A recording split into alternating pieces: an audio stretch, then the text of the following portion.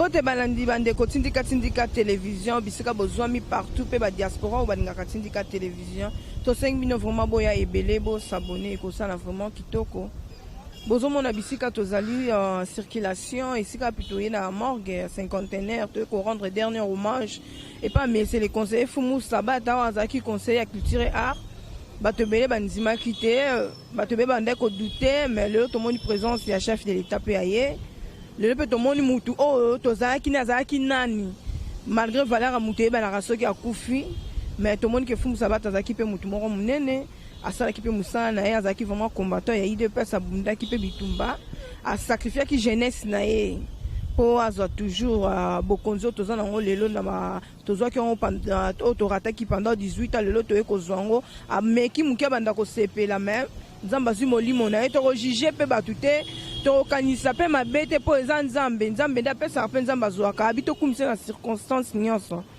to kumisi nzambe na bongo bozomona na zanga monte na plateau to eza na mona mboka historien de l'UDPS moko ba combattant toujours kaka ya UDPS tozana ye na matanga mais tozwe mwa mukie poto so ba actualité o eza koleka na mboka na biso poto solo la makambo pe ya matanga ngo tozoyoka mwa nungu ba interprétation buta tozozwa na ndenge na ye buta mtu pas ko interprétant na ndenge ne lokwa tozana historien de tozolobela ngo bonjour historien.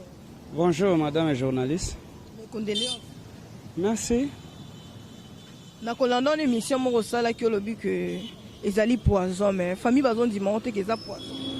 Mais moi je pense que famille bazon di mater que ça poison famille sikoyo bango bazolo bezaneni parce que moni na monde politique Fumu Sabata ngana yeto za même famille moko famille politique donc na yebisuyo que Fumu Sabata a souffrir moni bato ebele ba yebite maladie même poison eza malade parce que bazui malade ba injecter na nzoto na yo yango wana ekomaka poison parce que ezali koboma ba selire nyonso ya nzoto nde yango wana tobengi poison c'est-à-dire na yebiso ke Fumu Sabata abelaki na poison bapesaki ye parce que le seul conseiller auprès de la présidence ya chef de l'État en matière ya art moto ya beta na Messe Vital Kamerhe Gazon c'est lui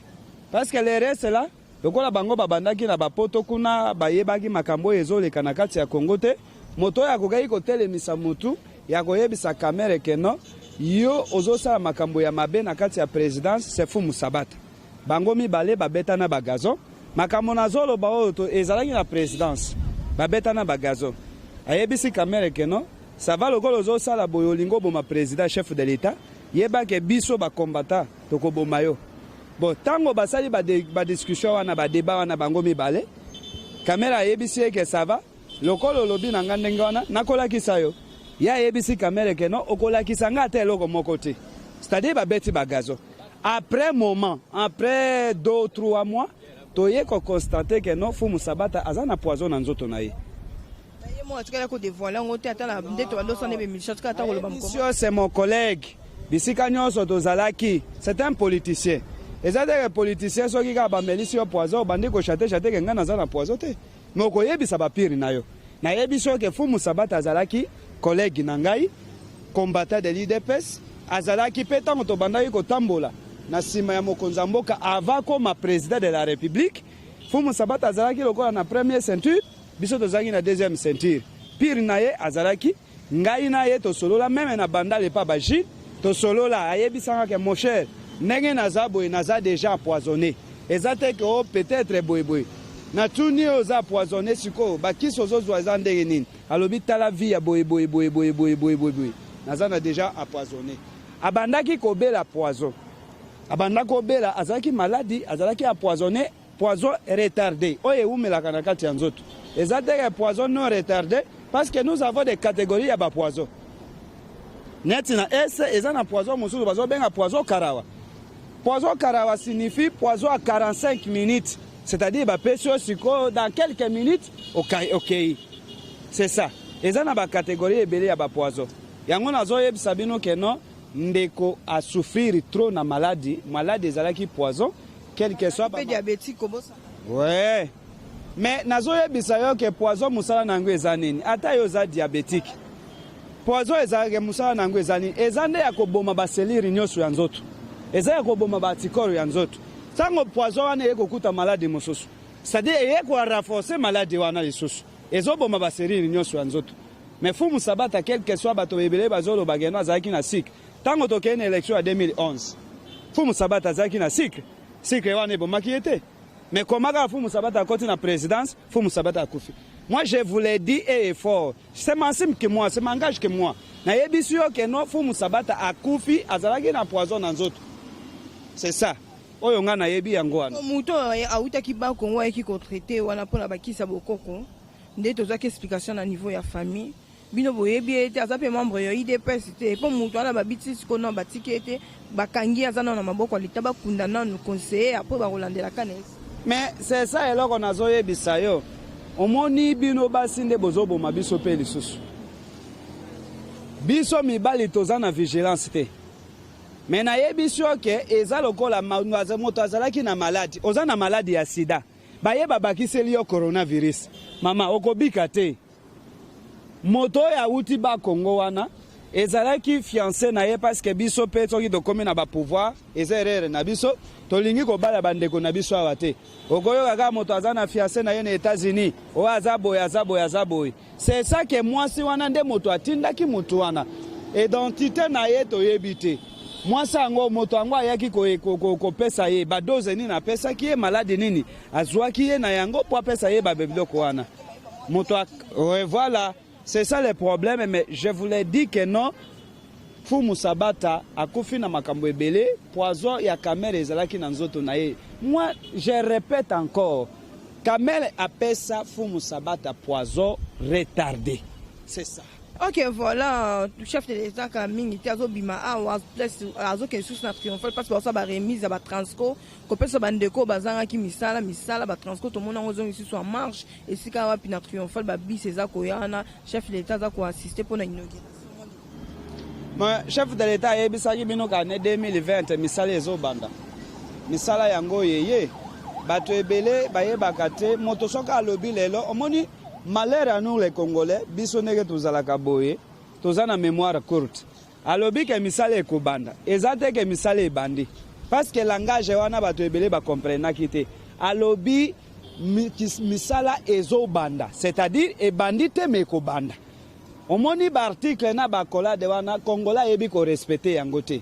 Yango wana alakisi ke non misala na lakaki binu ke ezobanda, ba Trasco yango wana etelemi.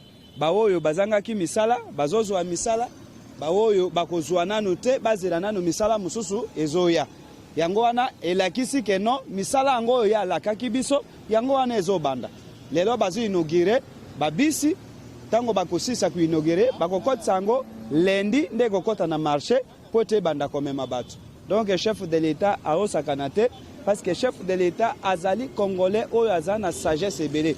Moi, je ne peux pas vous dire que nous avons intelligence. Parce que les gens ne comprennent pas.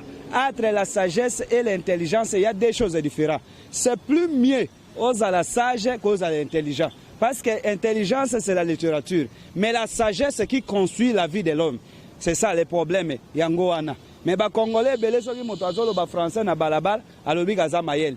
Oza mayel était.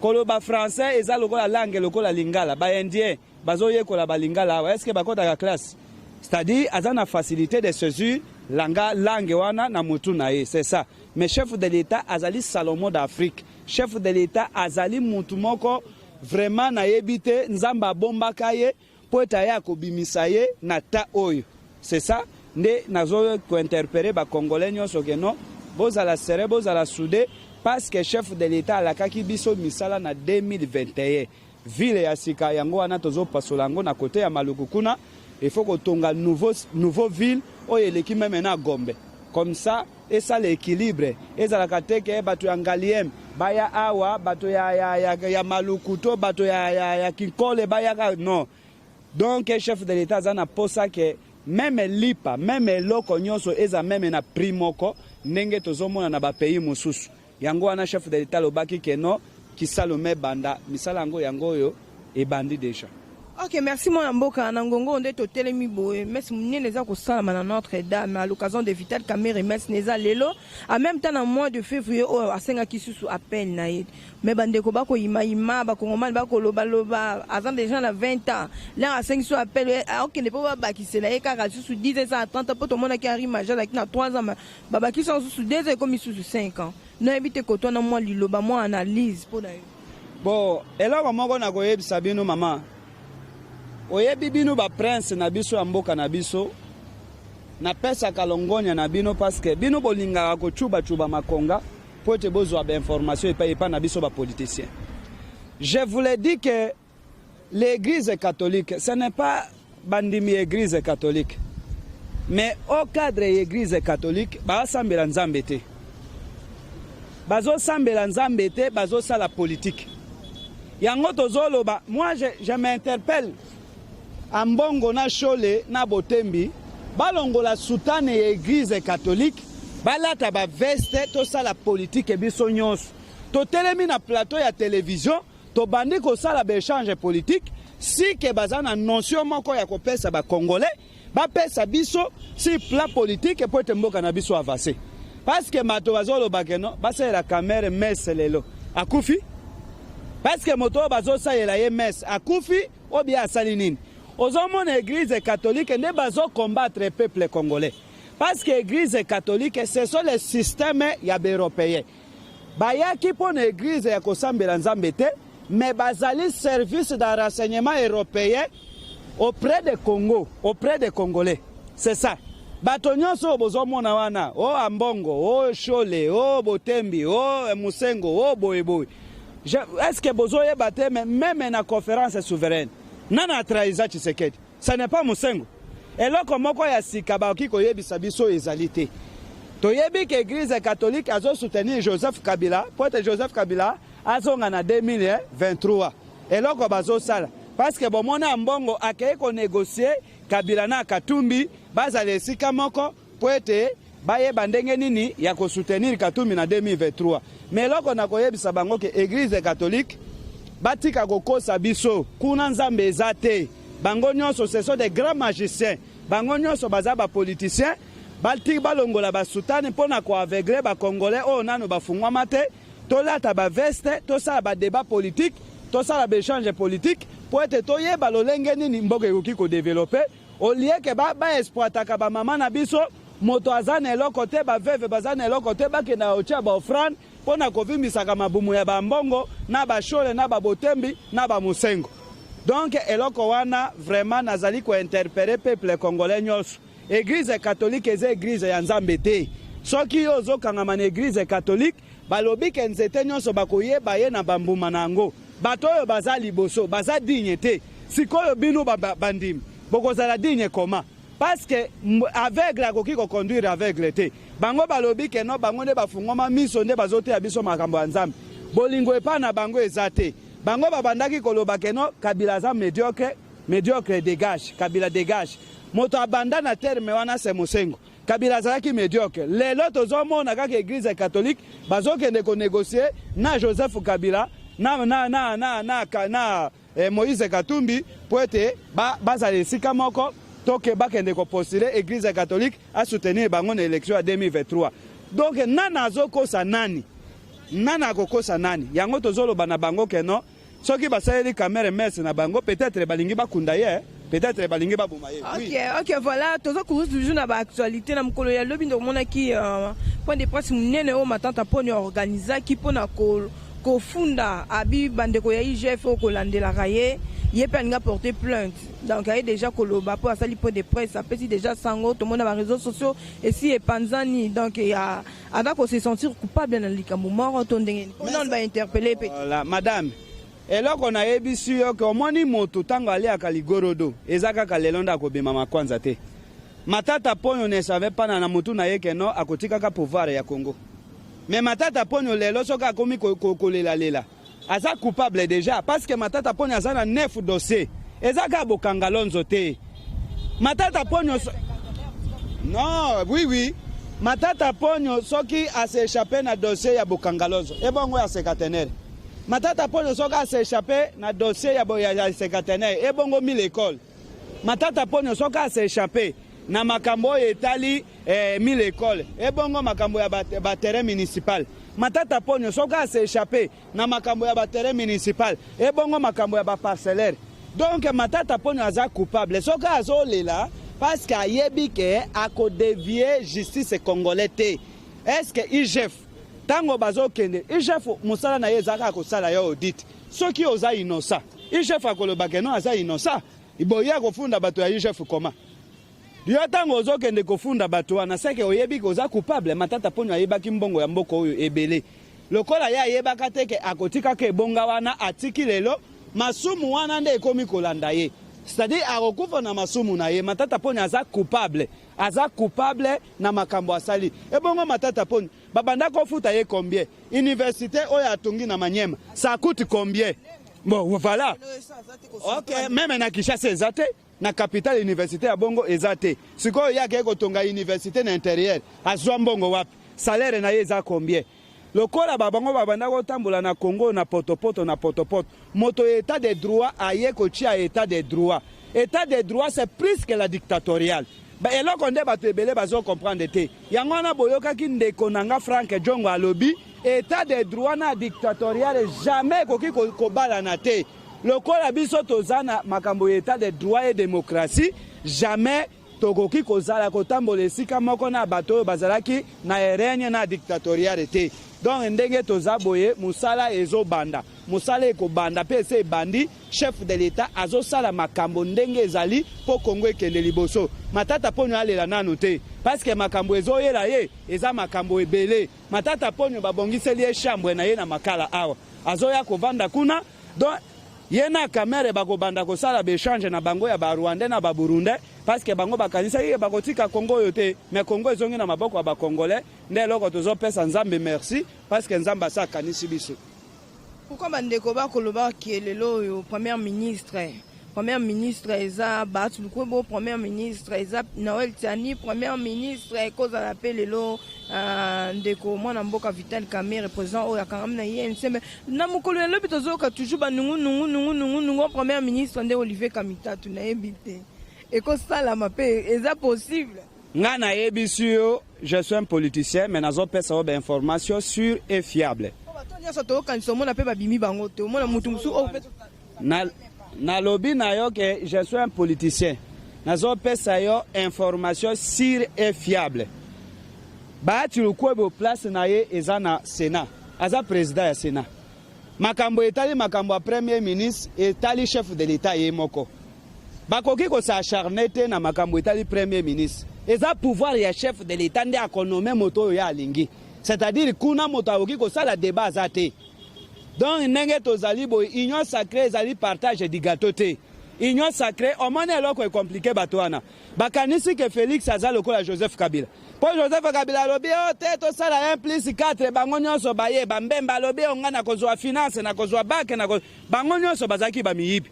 Mais lokola baye pa Félix babandi na bakaye de charge na bango batutani lokola mbwa akanisi keza mosuni menzo kande eza libanga atutani mino na kati ya libanga mino eso elongwe makambo oyo tozokende nango chef de l'état soit akonominga premier ministre nazana ba capacité nyonso natanga je suis licencié nazali licencié nakokoza pe premier ministre ya mboko oyo ezali ça dépend choix ya chef de l'état makambo ya koloba o Olivier Kamitatu aza nani akoyebisa biso nini eloko moko te wana eza chef de l'état ye moko nda yebi ke akonome moto oyo alingi. Donc makambo ya ba premier ministre makambo ya nini ezate lelo tozoyeba ke Batu Lukwebo place na ye eza na Sénat, c'est ça.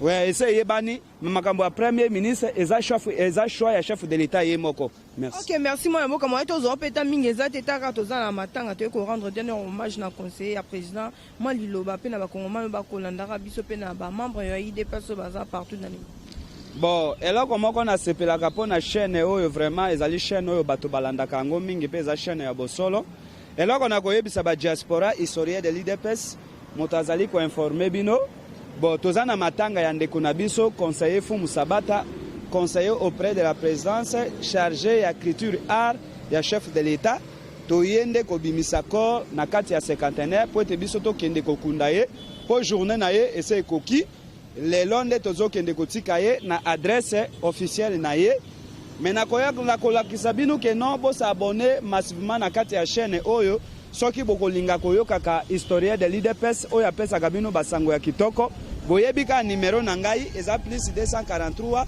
84 13 68 561 plus 243 84 13 68 561 numéro nanga yango wana soki bokolinga kobenga bobenga poto partager makambo oyo etali mboka na biso pona ko se informaka na ndenge ya malamu na kosenga ba combattant ya IDPS tozala serré tozala soudé to protéger pouvoir na biso parce que pouvoir oyo bato bazokufa ebele tozonga simate to banga te loko moko te tango tozana bitumba ata bazoboma objectif na biso eza pona victoire eza ba combattant eza ba diaspora eza ba combattant baza sur le terrain tout autour ya monde entier tozala serré tozala soudé victoire na biso et photo zoango amen pour te Congo va avancer liboso. Merci beaucoup Natsuki wana lelo.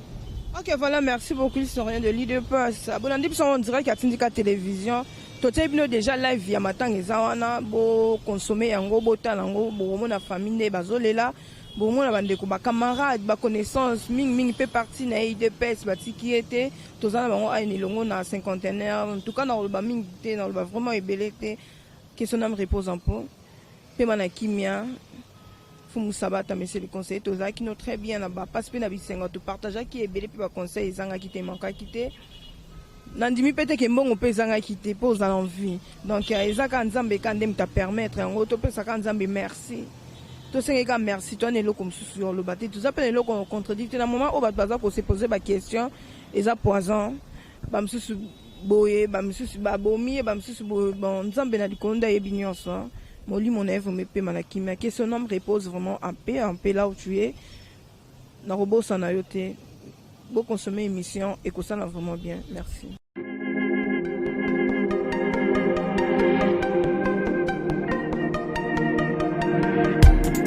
Après 25 ans d'expérience, eh oui, de 1995 jusqu'à ce jour, Intenstor, l'unique shop congolais de Londres, na Grande-Bretagne, où il est long, et ça lui cause la fierté à la communauté nabiso, et surtout, il y a un homme d'affaires congolais sérieux dans la diaspora. Oh yes. C'est créé Intenstor et Sali Kakamoko, le sérieux, à quel na service qui toko na ba client na ye. Avec ma produit na ye, où il y a première classe, il y a qualité supérieure. Oh, il y a ma bombe à Eden Store. Oh yes, mon crime bimbe yeba. Ma maman à Londres va confirmer. Eden Store, c'est le berceau des produits cosmétiques. Il y a solo, produits originaux. Et yes, les alipes berceau y a produits alimentaires, naturels et organiques. Au travers de nos produits cosmétiques, Eden Store détient le secret. Secret à solo. Où ya poso ya maman mwasi kitoko. Poso ya mwasi penza basali kolula. Poso ya mwasi mobala kotala ya lembate. Poso soko tamboli masanga sima. Eh oui, yango ne ba produit zo tekama na kati Eden Store. Na ba produit alimentaire. Où ya Eden Store, yango de secret ya cuisine ya maman congolaise. Eh oui, nyonso ko se pensa mobali na yo ezali.